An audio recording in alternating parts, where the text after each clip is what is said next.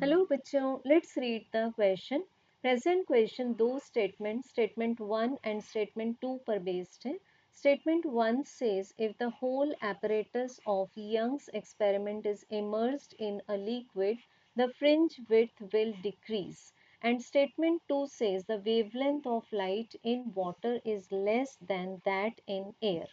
So बच्चों हमें consider करना है यंग्स डबल स्लिट एक्सपेरिमेंट को, जिसमें कि हम फ्रिंज विड्थ को एक्सप्रेस करते हैं by the product of wavelength and the distance between slit and the screen, और फिर इसको डिवाइड कर देते हैं स्लिट सेपरेशन से।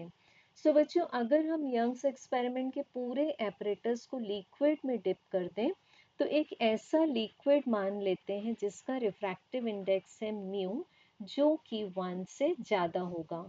अब बच्चों पूरे ये दोनों जो पैरामीटर्स हैं वो तो सेम रहेंगे, तो लिक्विड में जब हम डिप करेंगे तो जो वेवलेंथ ऑफ मोनोक्रोमेटिक लाइट है that is lambda in the liquid, that will be less than the wavelength of the same source in the air.